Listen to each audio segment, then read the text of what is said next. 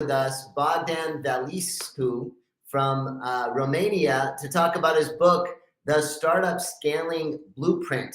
It's all about getting your startup started up correctly and getting it up and go. I believe he's here with us today. Hey, how are you, Yeah. Bogdan? Hello. Hi, Gabriel. Nice to be here. Thank you so much for having me. Thank you so much for coming on. I'm so excited to learn about your book. And you're with Code Swifter, right? Are you the founder of that? Yeah, I'm the founder and fractional CTO of CodeSwift. It's a small boutique-sized software development agency from Romania, and we offer staff augmentation and tech leadership as a service to startups and scale-ups. Usually, we So, work from clients from Western Europe and also US from time to time. oh, wonderful, wonderful. So yeah, you got your web your application all ready to go. Your startup, you got maybe your crew, or you got an idea, and then you can go so many different ways, right? I mean, you can get lost in the code, or get bogged down by this, or get lost. So fill us in on how do we get the best out of a good startup? Yeah, for sure. So, first off, when you start working on a product, startup idea, there's a lot of enthusiasm initially, and as time passes, that initial enthusiasm starts to fall down as reality kicks in, and then what you have to do is to figure out what are the most important experiments that you can do to get to a point where you can confirm your assumptions about the market needs. It's very important to have a few ideas, such as keeping away from over engineering. It's never a good idea to uh, work on a over engineered solution where you increase the complexity and the maintenance cost. You have to stay away from incurring too much technical debt, and also you have to have some things in mind from the start, depending on the product, such as monitoring. You need to have monitoring in place such that you don't risk small undetected issue causing bigger problems along the way. And after that, basically, you have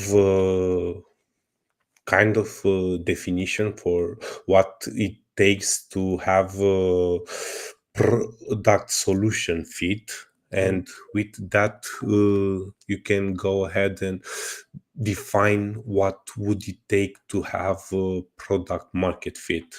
And basically you kind of define the functional and non-functional requirements for the MVP that is going to be needed to get to that product market fit.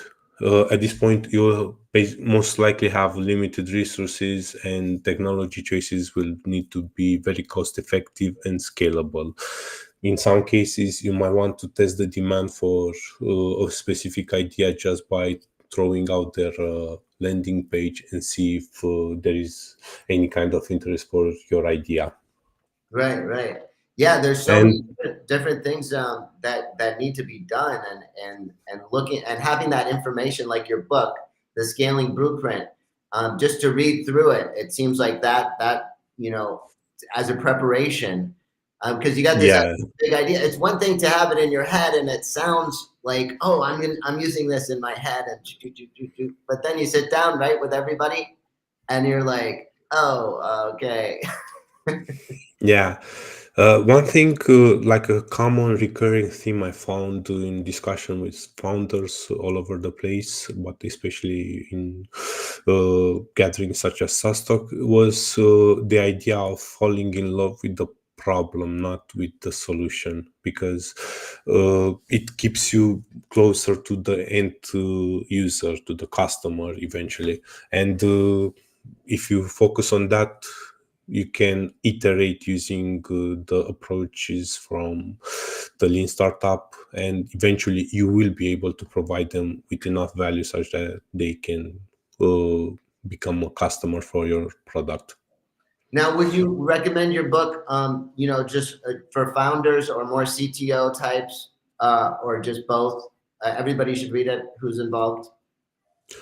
So the book initially was meant to be quite a lot shorter than it actually got, and I ended up adding details after details on various aspects that I wanted to touch that were related to the scaling of startup, and I always had in mind to provide as much value as possible for the tech founders, but not necessarily the tech people involved in a tech startup. Right. So it should provide quite a lot of value for the other executives, but I also wanted to give some value, some tactics for the more technically inclined, like the CTOs and the likes of it. And yeah, I think it's a good starting point for quite a few things. It Yeah. covers quite a lot of topics that are helpful when you want to do the right things in a startup. One thing that I consider is very important is the balance between innovation and stability. And I think this is, I don't know, like if you would have a bird with two wings, one being the innovation and the other one stability, you need to have both one quite good enough in order for the bird to fly. Otherwise, it will fell off. Right. And to achieve this, like I said, you have to steer clear, especially in the initial phases, from over engineering. Try to don't to not avoid to not accumulate too much technical debt, to add monitoring to your product, to put in place some crisis management, then also to have some feedback loops. That means maybe to use agile methodologies at some point when you have a bit bigger team. And there are also a lot of operational challenges, such as resource allocation. In the initial phases, you don't have quite a lot of resources, time, or money, and you have to always consider the trade-offs between allocating to one as area aspect of the product or another. Right. Like, yeah, you could waste so much money. It's like I feel like Yeah, money is wasted anyway. But yeah, with your book, you can like, yeah, focus in on trying to save it and just focus on what you're doing, and not just go off on a tangent and create a whole department for nothing. yeah.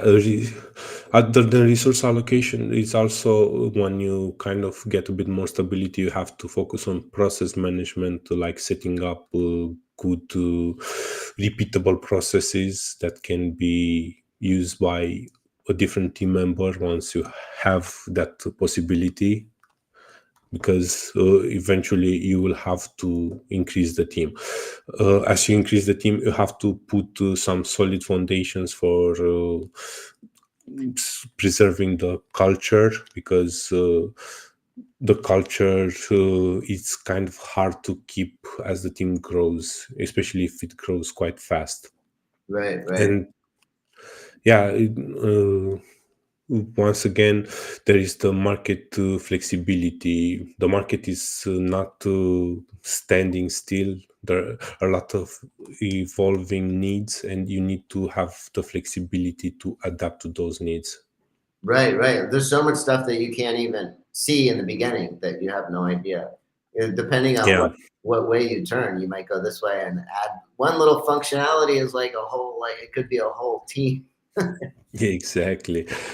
And you can use some strategies related to tech to get the most of these initial phases, such as, for example, using cloud computing to avoid handling your own infrastructure.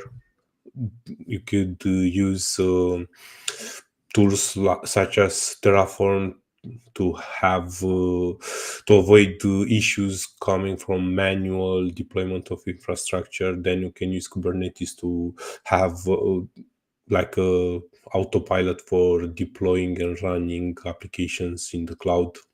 Right. And as much as possible, if you can automate some of the processes, that's a good idea, especially when it comes to monitoring and communicating the status to uh, the important stakeholders.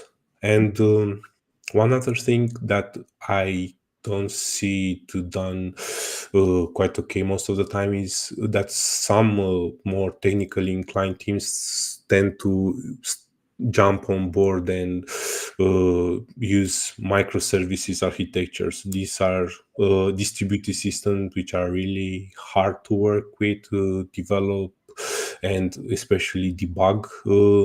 And they come with a lot of complexity.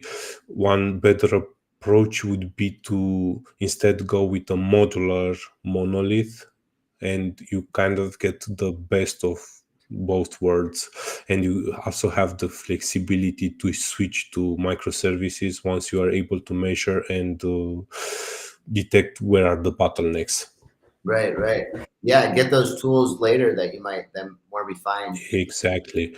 And yeah, if you have a team, it's ideal to have an API first approach. You define the connection points between the modules beforehand, and then you can have things, functionalities developed in parallel, Right, including UI, UX. right, right.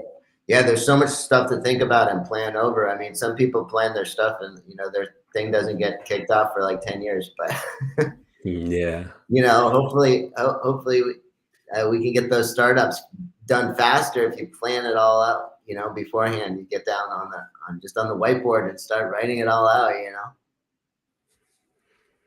Yeah, indeed. So So thank you so much for there coming. are Sorry, go ahead.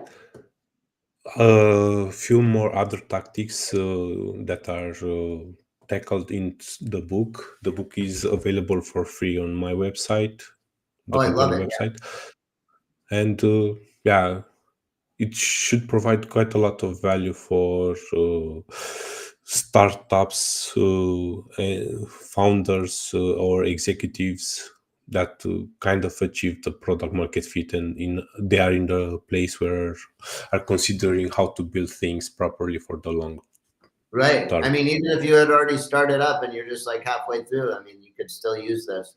Or if you're in any stage, it seems like to more efficiently get things, Yeah, scaled. All right. So thank you so much, Bogdan, for coming on. We have a few more other guests to go to, but everybody seems to agree that simplicity is the answer, right? And so just sometimes we get caught up in all these like complicated things. We think, oh, we're gonna go this way and that way, but it's like Victor Moreno is he has he calls himself the senior Grug, and it's like just very simple, simple. That's the answer, yeah, right? exactly. It's important to start simple and maintain some kind of stability, and also have an eye for flexibility. But it's applicable for product related tasks, but also for the technical aspects as well. Right. All right. Thank you so much, Bogdan, and we hope Thank to you. have you on next time too. Like, keep us in mind, and we love to get all the experts on the show. It's so much fun. I love talking to everybody. Thank you so much. It was really fun. All right. Talk to you next time. Thanks a lot.